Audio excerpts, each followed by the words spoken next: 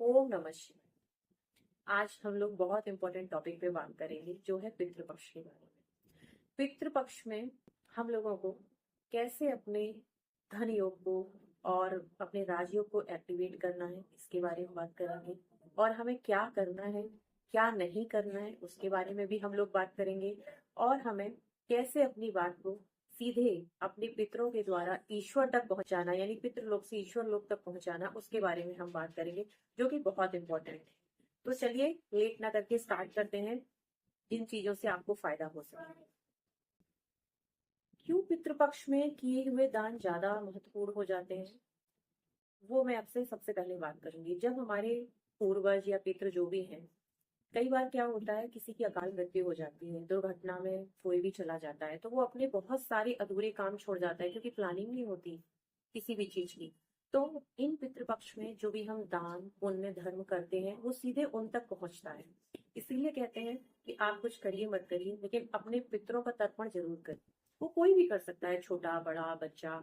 आप किसी के, मान लीजिए वैसे लड़के करते हैं, अगर लड़का ना हो तो किसी की लड़की हो तो वो भी कर सकती है। अपने पूर्वजों का गोत्र जो भी है उसको ध्यान करके कर सकती है, कोई दिक्कत नहीं है। आप किसी भी नदी में जाके, कहीं भी जाके, मंदिर में जाके, कहीं भी जाके उनके नाम से दान कर सकते हैं, पुण्य कर सकते हैं। यही तो उनकी मुक्ति कराएगा। और ये हमारा कर्म भी है और हमारा धर्म भी है। हमारा सनातन धर्म यही कहता है कि हम अपने पितरों के लिए हर वो काम करें जिससे उन्हें मुक्ति मिले। तो चलिए क्या करना है वो मैं आपको बताती हूँ। आपको सबसे पहले दान पुण्य करने हैं। दान में जैसे किसी जरूरतमंद पे, मान लीजिए कपड़े नहीं है, आप उन्हें कपड़े दिला दीजिए। किसी के पास जूते चप्पल नहीं है पहनने को, आपको जरूरतमंद दिख रहा है, आप उसे जूते चप्पल दिला दीजिए। अगर आपको दिख रहा है किसी इंसान के पास खाना नहीं है, आप उसे खाना दिला दीजिए, खिला दीजिए। आपकी श्रद्धा हो, जो भी श्रद्धा हो, घर में कोई अगर ना मिले तो आप मंदिर के बाहर जाके जैसे समोसे, कचौड़ी, पकौड़ी, जलेबी, जो भी आपको दिखता है वो बांट दीजिए। बच्चे दिख रहे हैं छोटे, आप उनको बिस्किट के पैकेट हैं, जो भी है वो सब बांट दीजिए। आपकी जो श्रद्धा अनुसार आपको दिखे वो आप काम कर दीजिए। अब दूसरी चीज आ जाते हैं। आप रोज 15 दिन तक गौ माता की सेवा करिए। सेवा में क्या, आपके द्वार पे आती हैं, अगर नहीं दिखती हैं, आसपास कहीं भी कॉलोनी में, गांव मोहल्ले में दिखती है, आप उनको एक रोटी खिला दीजिए, फल खिला दीजिए, बिस्किट खिला दीजिए। जो भी आप खिला सकते हैं वो खिला दीजिए। वो पुण्य सीधा आपके पितरों तक जाएगा। आप पक्षियों को दाना खिलाइए, आप सात अनाज मिलाइए और पक्षियों को अपनी छत पे डाल दीजिए, या आपकी जगह भी कहीं प्लेन खाली मैदान हो वहां पर डाल दीजिए। अपनी छत पर हमेशा पानी का एक पात्र भर कर रखिए, जिस पात्र में वो आकर के आराम से पानी पी सके। ये दान भी आपके पितरों तक जाएगा और आपको वो ऊपर से बैठ करके बहुत आशीर्वाद देंगे। और सीधी बात आपकी ईश्वर लोक तक पहुंचाएंगे कि हमारे बच्चों को ये दुख है, तकलीफ है, इन्हें दूर करिए। आप भी एक तरीके से कहीं पैरवी करेंगे। वो भगवान की और हमारे बीच में एक वकील का रोल प्ले करेंगे। अब क्या नहीं करना है इस पे बात करते हैं।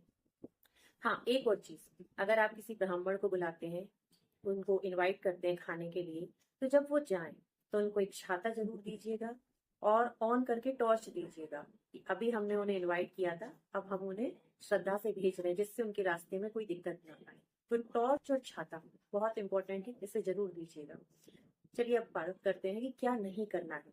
तो आप लोगों को जो काम नहीं करना है वो है, प्लीज हो सके तो प्याज लहसुन मत खाइए। और स्ट्रिक्टली नॉनवेज, शराब, नशा जो भी है ये सब बिल्कुल मत करिए। आपको, आपके पितरों को बहुत दुख होगा, इससे आपको ब्लेसिंग नहीं मिलेगी। इससे आपको, आपकी तकलीफें और बिगड़ेंगी, क्योंकि आपके ग्रहों पर बहुत खराब असर पड़ेगा। ये सब काम बिल्कुल से निषेध है, इन्हें बिल्कुल मत करिए। ऐसी कोई प्रैक्टिस मत करिए जिससे आपके ग्रह ना की बने और बिगड़ जाए।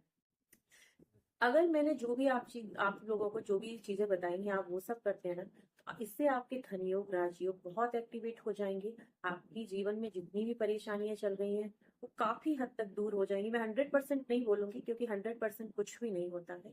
हाँ, लेकिन अगर जैसे आपकी लाइफ में 100% प्रॉब्लम है, तो वो 70% खत्म हो जाएगी, ये आप मान के चलिएगा। पूरी श्रद्धा से करिए, पूरे भाव से करिए, जितना आप पे हो सके उतना करिए। मैं नहीं कह रही हूँ कि किसी का सामर्थ्य नहीं है वो सामर्थ्य से बढ़ के करे, जितना उसका सामर्थ्य हो वो उतना काम करे।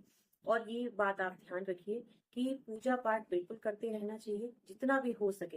हाँ, एक चीज और, किसी के यहाँ सूर्य को जल दिया जाता है पितरों में, किसी के यहाँ नहीं दिया जाता है। अगर आपके यहाँ सूर्य को जल पितृ पक्ष में दिया जाता है तो आप बिल्कुल दीजिए। और एडिशनल मैं बता देती हूँ कि आप उसमें काले तिल डाल करके दीजिए, पुष्प डाल लीजिए, काले तिल डाल लीजिए और दीजिए, कोई दिक्कत नहीं। जिनके यहाँ नहीं दिया जाता है वो बिल्कुल भी ना दे, और जिनके यहाँ दिया जाता है वो बिल्कुल दे सकते हैं।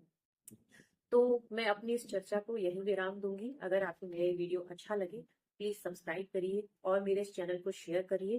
मिलते हैं नेक्स्ट वीडियो में, तब तक के लिए ओम नमः शिवाय।